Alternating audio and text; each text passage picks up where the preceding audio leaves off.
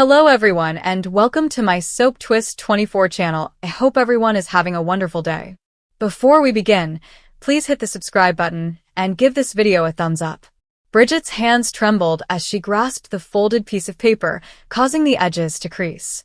The fluorescent light in the little bathroom flickered, sending harsh shadows over the tiled walls. Her heart pumped, a constant drumming echoing in her ears, as she remained still, staring at the plain slip that carried the weight of her destiny.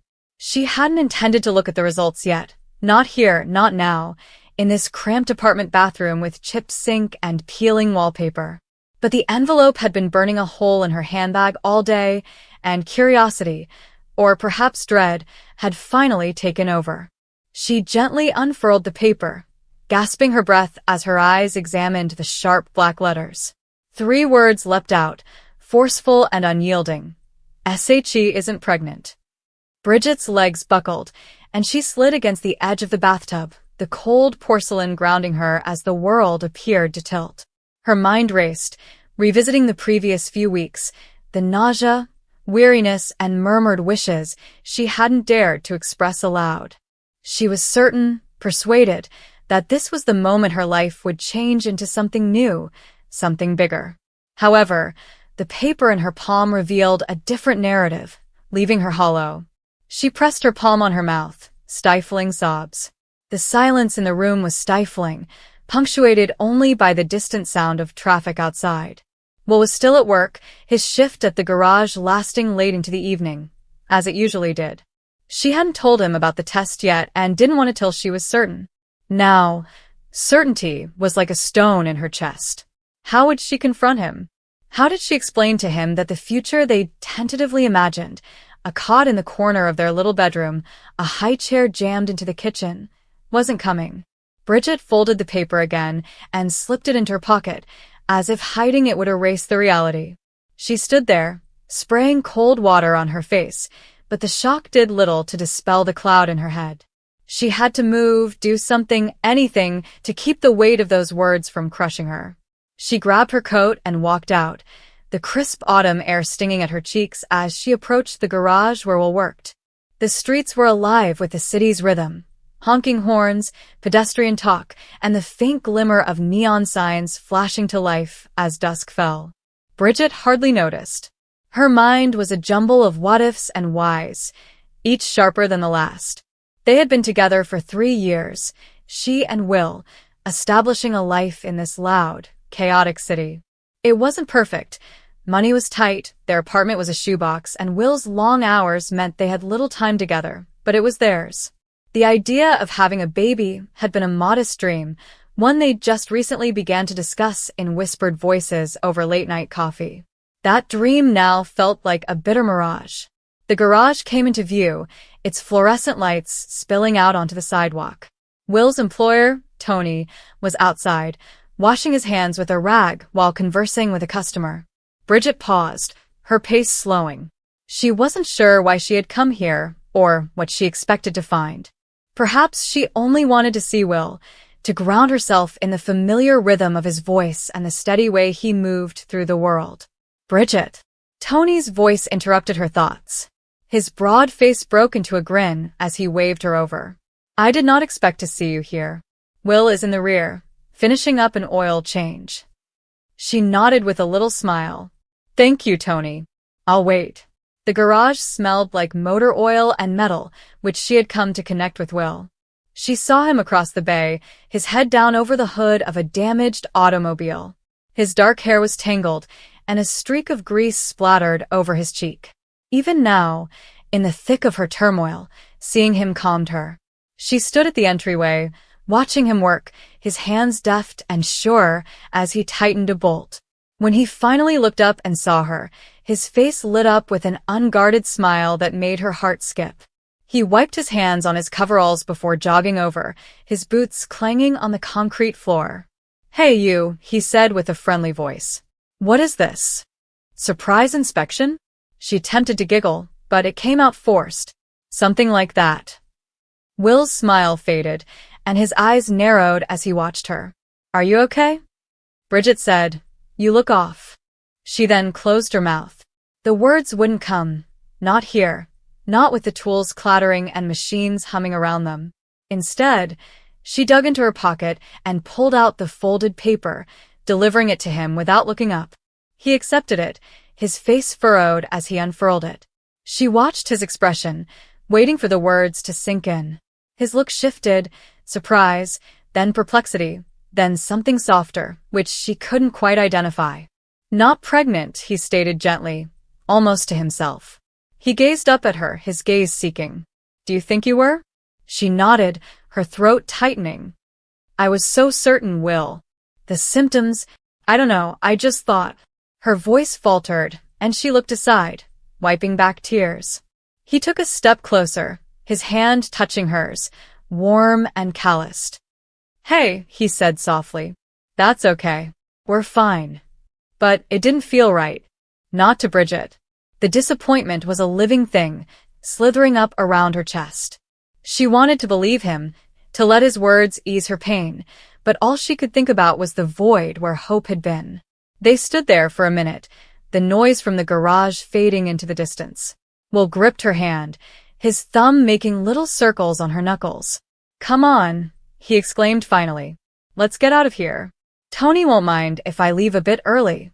She followed him out, the crisp air in stark contrast to the stuffy warmth of the garage. They walked in silence for a while, their footfalls synchronized as they approached the small diner they visited on bad days.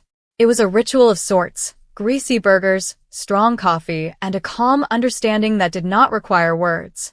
Inside the diner, they slid into a booth near the window, the vinyl seats squeaking under their weight.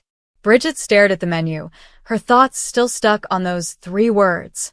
We'll order for both of them, cheeseburgers, fries, and 2 black coffees. When the waitress left, he leaned forward and rested his elbows on the table. Talk to me, he said. What's going on in your head? She sighed, her fingertips tracing the table's edge.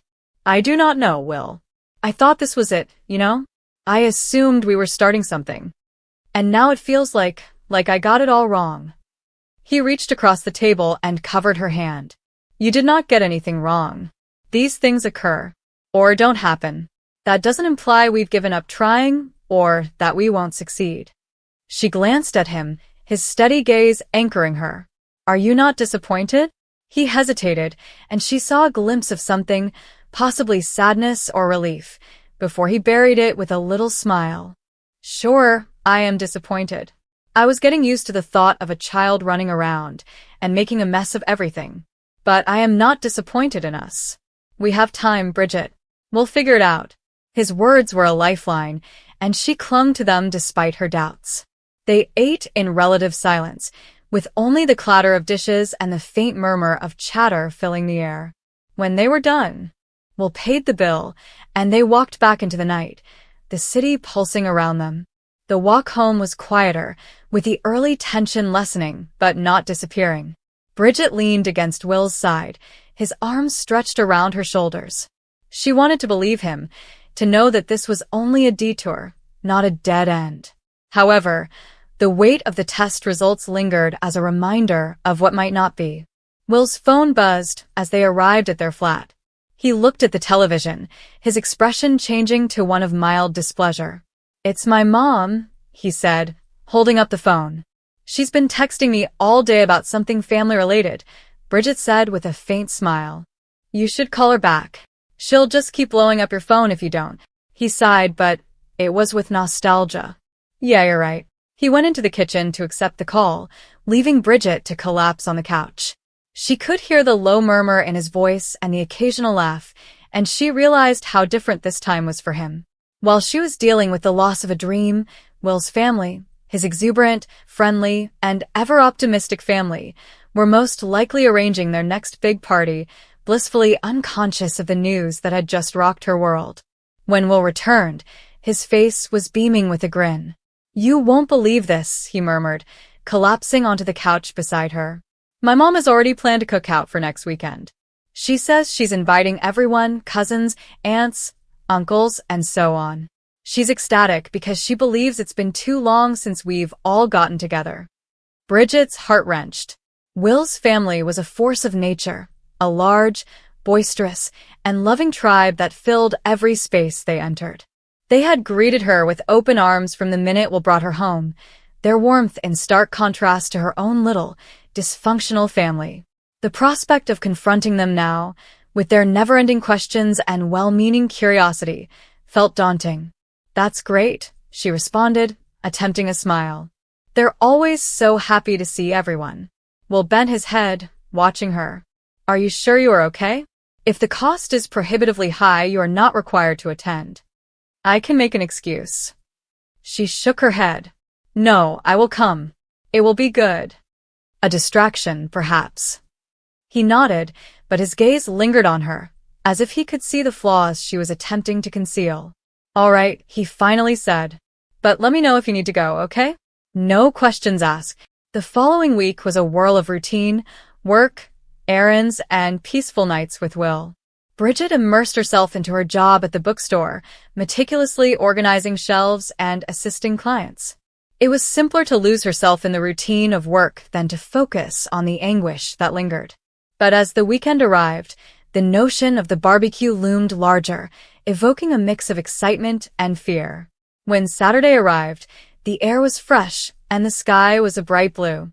Will's parents' home was a 40-minute drive from the city, a modest two-story structure surrounded by a wide backyard that appeared to grow with each family gathering. Bridget's gut clenched as they drew into the driveway. Cars lined the street, and laughter and music echoed from the rear.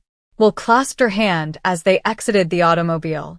"Are you ready for the circus?" he inquired, his voice light. She nodded and forced a grin. "Ready as I'll ever be." The garden was teeming with familiar faces. Will's parents, his two sisters, a slew of cousins, and an array of aunts and uncles.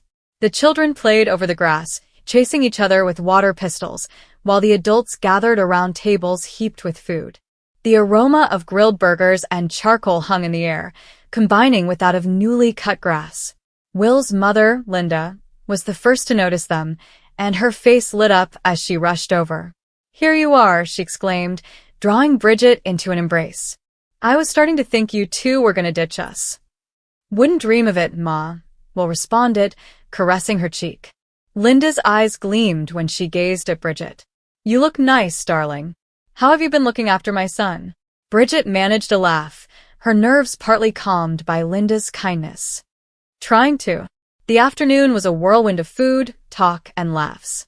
Will's family was upbeat and infectiously happy. His father, Tom, manned the grill, recounting anecdotes about his days as a mechanic, while his sisters, Emma and Claire, ruthlessly mocked Will about his high school shenanigans. Bridget was lured into the bustle, and her initial anxiety faded as she laughed at their stories and assisted Linda in carrying platters of food to the tables. But below it all, the weight of the test results remained. Every time someone inquired about their intentions or when they were settling down, Bridget felt an ache. She dodged with smiles and ambiguous responses, thankful for Will's constant presence by her side. He appeared to detect her anxiety and guided conversations away from perilous territory with ease, making her adore him even more.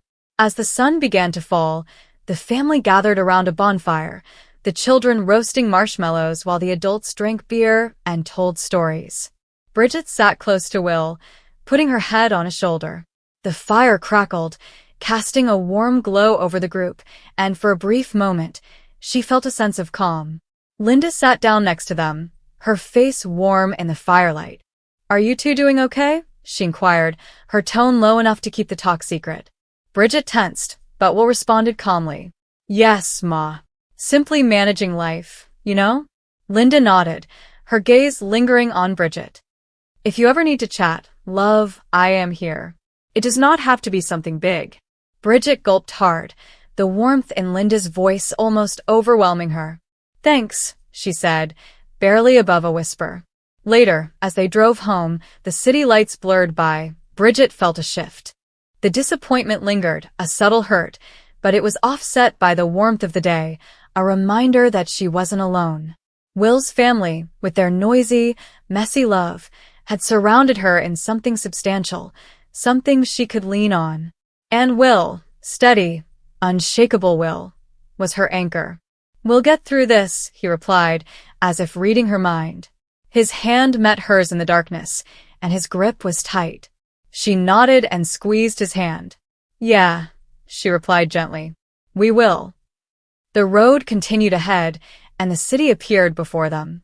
It wasn't the future she had envisioned just yet, but it was sufficient. For the time being, it was enough. Bridget sat on the bed's edge, the early light slanting through the blinds in narrow stripes that sliced across her bare feet. The white stick wavered slightly in her grasp, but the letters on the tiny screen remained steady and clear. Not pregnant. Her heart thudded once, forcefully, and then fell silent. She believed she was prepared for either decision, but the rush of confusion that washed over her proved her wrong. Will was in the kitchen, humming softly, the aroma of coffee coming in as an afterthought. He didn't realize she was taking the test. He had no idea that the late-night discussions about the future had instilled something deeper in her, something she had tried not to mention. She'd missed her period, felt nauseous for days, and somewhere between fear and joy, she began to fantasize about having a kid of their own. The test dropped from her fingertips to the duvet. She put her palms to her face. Bridget. Will's voice sounded from the doorway. Are you okay? She turned. He leaned against the doorframe, his hair still moist from the shower and sleeves rolled up. He had an effortless ability to fill a room. Yeah, she replied, attempting a smile. He entered the room, placed 2 mugs of coffee on the nightstand, and sat next to her. His eyes shifted to the white stick before she could move it. Is that? He started, and then his voice caught. Bridget exhaled. It's negative. The silence that followed was strange, not oppressive, but not light either. Will blinked once, then twice, and a peculiar sense of relief swept over his face, unguarded and genuine. Oh, he replied gently. Okay. Wow, what? She inquired, her voice scratchy. He paused. I just don't know. I mean, I wasn't expecting. This is great, right? You stated you weren't sure you were ready. She nodded slowly, but the move didn't feel like her own. Yeah, right. I said that. He grinned, and the ease of his body returned, as if stress had been released. We have time. It is probably for the best. My family will be relieved, too. You know how my mother is about time and all that. He laughed softly and harmlessly, but it cut through her. What about your family? She repeated. Yeah, he replied. Well, if it had been positive, she would have panicked. She's still getting used to the fact that we're engaged. He said them with more force than he intended. He picked up his mug and drank without looking at her. Bridget forced herself to breathe steadily. Later that afternoon, she found herself at Will's family home, a vast rural estate with clipped hedges and polished floors that echoed as you moved. His mother, Ellen, opened the door before they rang the bell. That's my favorite couple, Ellen said, smiling broadly. Come on in. Lunch is almost ready. Bridget had always admired Ellen. She was gracious, the type of woman who made everything appear simple. However, there was always an unsaid distinction between them regarding status, tradition, and expectations. As they sat around the dining table, Will's father inquired about work, his sister Lydia discussed her new apartment, and everything appeared totally normal. But, beneath the surface, Bridget felt disconnected, as if she were viewing her life through a window. She observed that Will was smiling more than usual. He continued reaching for her hand under the table, squeezing it for comfort. To anybody else, they must have appeared to be the ideal couple. Young, gorgeous, successful, and on the verge of a dream life. Halfway through dessert, Ellen leaned in, her voice blazing. So, I hear congrats aren't in order yet? Bridget's fork froze in midair. Will chuckled. Mom, he continued, that's not exactly how you phrase it. Ellen waved her hand. Oh, don't act silly. You understand what I mean. I simply mean not yet, right? Thank goodness. You two should enjoy your engagement before the chaos of diapers and sleepless nights. Bridget's cheeks burned. How did you? Will told me, Ellen answered, drinking her tea. He stated you believed you could be, but it was a false alarm. I'm so glad it turned out that way. Will's father agreed. It's best to wait until things settle down, Lydia said, laughing. Can you imagine Mom as a grandmother already? She would lose her mind.